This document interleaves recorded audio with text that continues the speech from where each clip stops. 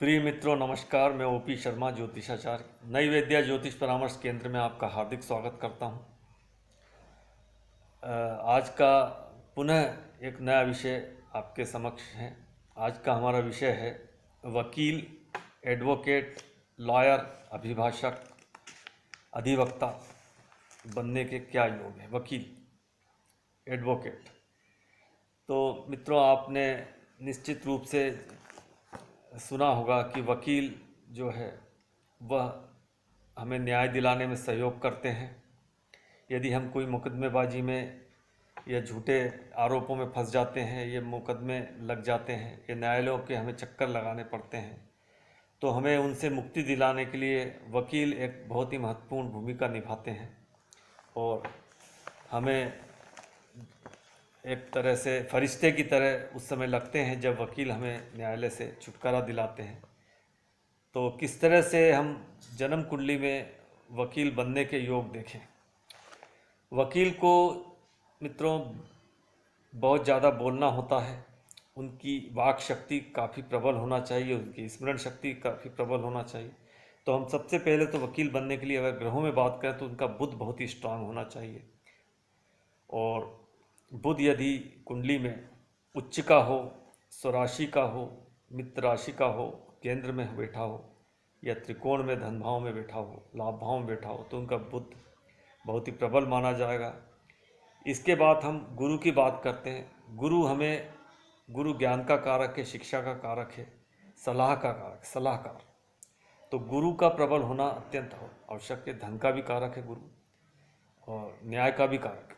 तो गुरु का कुंडली में बहुत अच्छी स्थिति में होना आवश्यक है।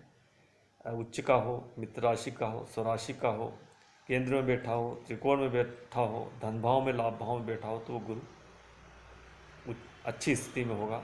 उस पर अशुभ ग्रहों की दृष्टि युति ना हो, त्रिभाव में ना हो। इसी प्रकार बुध भी अशुभ स्थिति में ना हो, त्रिभाव में ना हो, अशुभ ग्रहों की दृष्टि युति में ना हो, निर्बल ना हो। तो ये बुध गुरु यदि कुंडली में अच्छी स्थिति में है तो वकील वकालत का पेशा अच्छे से की लाइन में जा सकता है। इसके बाद हम मंगल की भी बात करते हैं। मंगल जो है वह ऊर्जा दिलाता है। ऊर्जा का होना अत्यंत आवश्यक है। साहस पराक्रम का भी कारक है मंगल। तो वकील को भी जो अपराधी होते हैं, काफ़ी शातिर होते हैं और अपराधी प्रवृत्ति के होते हैं, तो क्रिमिनल वायलेंट रहते हैं, वो वायलेंस के। तो ऐसे में मंगल का यदि कुंडली में अच्छा होगा तो वकील बहुत ही ऊर्जावान होगा, साहसी होगा, पराक्रमी होगा, उनका सामना करने में सक्षम होगा। और शनि जो कि न्याय का कारक है, उसका भी कुंडली में अच्छी स्थिति में होना आवश्यक है।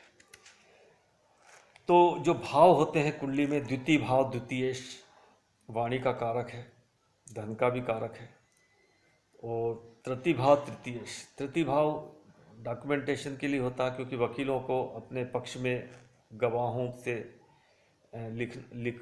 दस्तावेज तैयार करने पड़ते हैं, दस्तावेजीकरण करना पड़ता हो, तो कुंडली में तृतीय भाव का होना भी अत्यंत आवश्यक है। लेखन कार्य प्रबलता से करना होते हैं।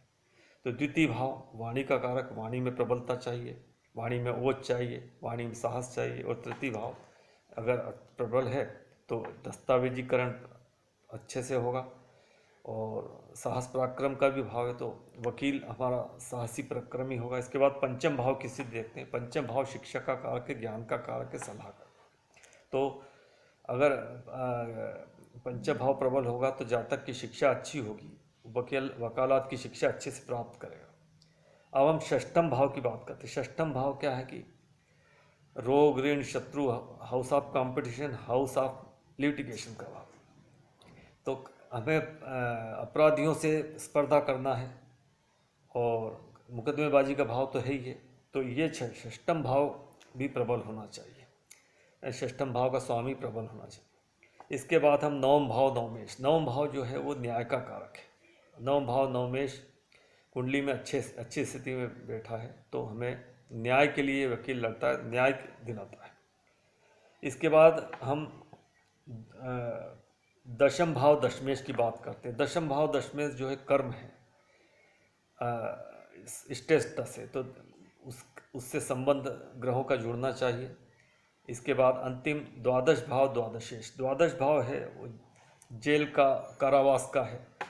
तो मित्रों, इस तरह से कुंडली में जो बुध ग्रह है, गुरु है, मंगल, शनि, इनका या सूर्य का, इनका द्वितीय भाव, तृतीय भाव, पंचम भाव, षष्ठम भाव, नवम भाव, दशम भाव, द्वादश भाव से आपस में कॉम्बिनेशन हो तो एक अच्छा वकील सिद्ध होता है।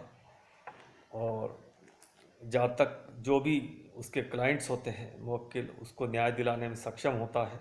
तो ये भावों का प्रबल होने पर वो अच्छा वकील बन सकता है, प्रसिद्धि प्राप्त। सूर्य यदि कुंडली में अच्छी स्थिति में है तो प्रसिद्धि प्राप्त करता है, दशम भाव में हो या 11th हाउस में हो तो वह समाज में मान सम्मान प्राप्त करता है। द्वितीय भाव वाणी के साथ साथ धन का भी भाव, उससे धन भी प्राप्त होता है।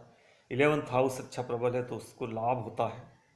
तो इस तरह से मित्रों, ये वकील बनने के लिए हमने ग्रहों के और भाव के कॉम्बिनेशन बनाए। साथ में ये भाव, जो भी चीज़ें हमने भाव और ग्रह की स्थिति देखी है वो हमें नवमांश कुंडली में भी देखना चाहिए और दशमांश कुंडली में भी देखना चाहिए। तो इस तरह से वकील बनने के लिए आपको कुछ संक्षिप्त सी जानकारी दी गई। वीडियो यदि इंफॉर्मेटिव लगता है तो आप लाइक कीजिए, शेयर कीजिए और चैनल को सब्सक्राइब कीजिए। वीडियो पूरा देखा इसके लिए मैं आपको धन्यवाद देता हूँ। नमस्कार।